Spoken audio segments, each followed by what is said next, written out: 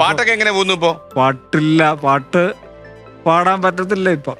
അല്ല, ഈ ഷിബു യഥാർത്ഥത്തിലെ ഒരുപാട് ഉത്സവ പറമ്പുകളിലൊക്കെ പാടിയിട്ടുള്ള ആളാ. ഒരുപാട് പ്രോഗ്രാംസ് ഒക്കെ ഉണ്ടായിരുന്നു. എനിക്കൊന്ന് 2009 ഈ ഐഡിയ സ്റ്റാർ സിംഗർ മത്സരിച്ചതിന് ശേഷം ഷിബു എന്ന് പറഞ്ഞൊരു പാട്ടുകാരനെ എല്ലാരും അറിഞ്ഞിരുന്നു. അതല്ലേ നമ്മുടെ ജീവിതം തന്നെ മാറ്റാതില്ലേ. എത്ര കൊല്ലം സ്റ്റേജിലൊക്കെ പാടി? പിന്നെ അത് കഴിഞ്ഞിട്ട് 2013 വരെ പാടിയായിരുന്നു. 13-ലാണോ ഈ തളർച്ച ഉണ്ടായത്? 13-ലാണ് തളർച്ച ഉണ്ടാവുന്നത്. ആ തളർച്ച ഉണ്ടാവുന്നതിന് എന്ത് തളർച്ചയായിരുന്നു? അമ്മയ്ക്ക് ഓർമ്മയുണ്ടോ അത്?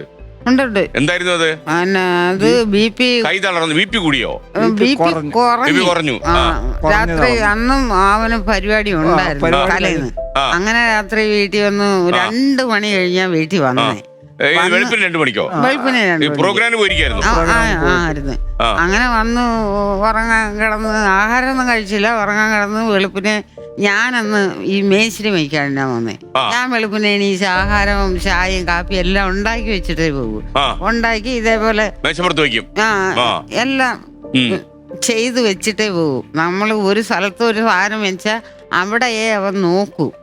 അവിടെ തന്നെ എല്ലാം ഉണ്ടാക്കി വെച്ചിട്ടേ പോകും. പിന്നെ ഞാൻ എവിടെ പോയാലും എപ്പോ പോയാലും, താമസിച്ചു പോയാലും നേരത്തെ പോയാലും, ഒരു ചായ ഇട്ട് ഞാൻ കൊടുക്കും. ഒരു ചായ ഇട്ട് ഞാൻ ഇറങ്ങി പാന്നുമ്പട്ടെ ഒരു ചായ ഇട്ട് അടുത്ത് കൊണ്ടുപോയി വിളിച്ചുണർത്തും. കാരണം രാത്രിയിൽ ഉറങ്ങാൻ കിടക്കുന്നതല്ലേ. ഞാൻ ഉറങ്ങാൻ കിടക്കുന്ന ആള് ഉറങ്ങുന്നോ ചുമ്മാ ഇരിക്കുന്നോ എങ്ങനെ ആയാലും ശരി, ഞാൻ ഇന്നും അങ്ങനെ ഒരു ചായ ഇട്ട് കുടിച്ചു പോലും കുടിച്ചില്ല പോലും. അതല്ല പ്രശ്നം. ഒരു ചായ ഇട്ട് മോന് കൊണ്ടു കൊടുക്കും. പെട്ടെന്ന് എന്തെങ്കിലും വരുന്നത് ഞാൻ ഇറങ്ങിപ്പോയി കഴിയുമ്പോഴല്ലേ അറിയുന്നത്. സത്യം അതാ. ഇന്നും അത് തന്നെ സത്യം. അന്ന് ഈ ഉത്സവത്തിന് പോയിട്ട് തുടങ്ങിയ ദിവസം എന്താ ഉണ്ടായത്?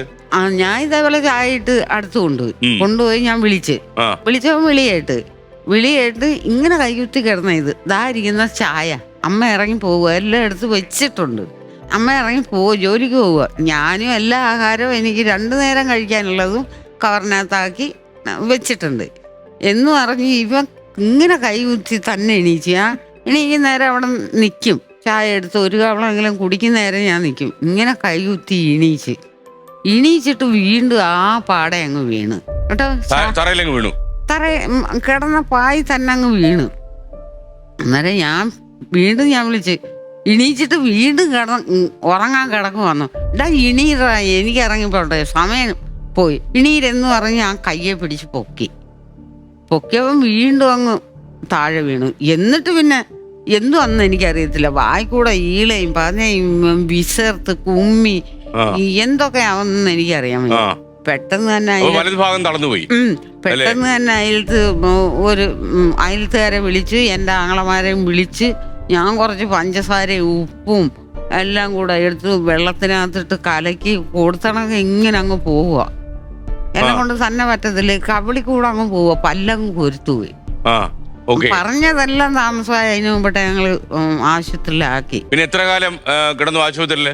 ആശുപത്രിയിൽ ഒരു 3 മാസം കിടന്നു. 3 മാസം കിടന്നു മെഡിക്കലി. പിന്നെ അത് ശരിയായോ? അപ്പൊ വലത് കൈക്ക് സ്വാധീനം കുറഞ്ഞ അങ്ങനെയാണോ? അങ്ങനെ മിണ്ടത്തും എടുക്കത്തും ഭ്രാന്തൊക്കെ ആയി. മിണ്ടത്തും എടുക്കത്തും ഇവിടെ ഒരു ശകലം തുടിപ്പേ ഉള്ളായിരുന്നു. 30 ഉള്ളായിരുന്നു ഇവന്. മെഷീനും കൊണ്ടുപോയപ്പോ 30 ഉള്ളു. പിന്നെ അവിടുന്ന് 3 ട്രിപ്പ് വിട്ട് ഇഞ്ചക്ഷനും ഒക്കെ എടുത്ത് ഡോക്ടറും പിന്നെ പൾസൊക്കെ പോയായിരുന്നോ? ആംബുലൻസിനകത്ത് എല്ലാം പോയി. പൾസാണോ? മരിച്ചുപോയി.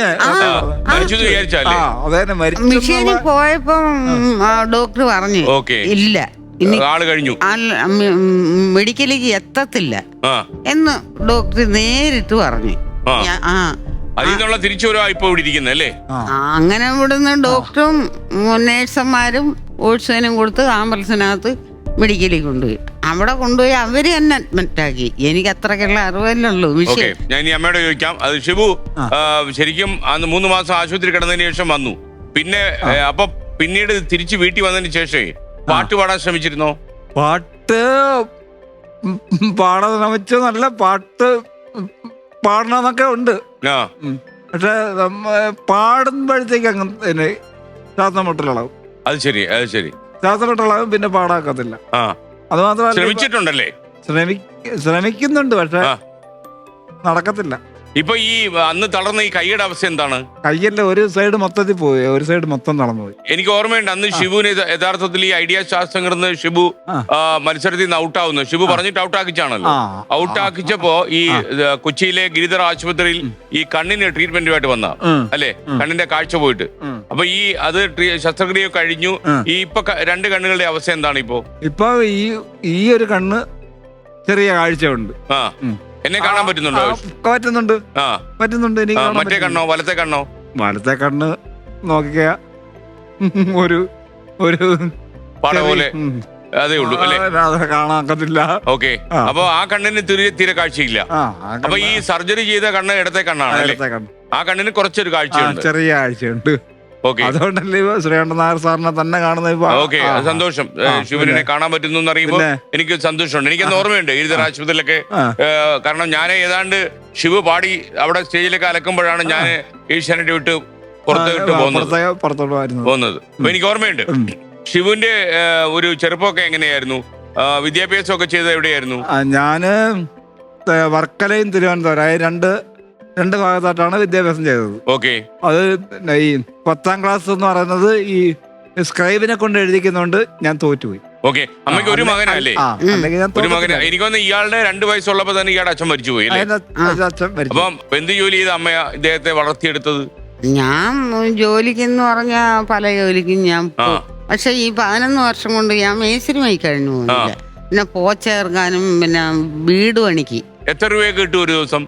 ഒരു ദിവസം പോച്ചേർക്കാൻ പോയാൽ 125 രൂപ കിട്ടും. അതുകൊണ്ടൊക്കെ കടന്നു പോകാൻ പറ്റുമോ? ജീവിക്കാൻ പറ്റുമോ 125 രൂപ കൊണ്ടൊക്കെ? പറഞ്ഞിട്ടുണ്ടോ സാർ? സ്വന്തമായിട്ട് വീടുണ്ടോ അമ്മയ്ക്ക്?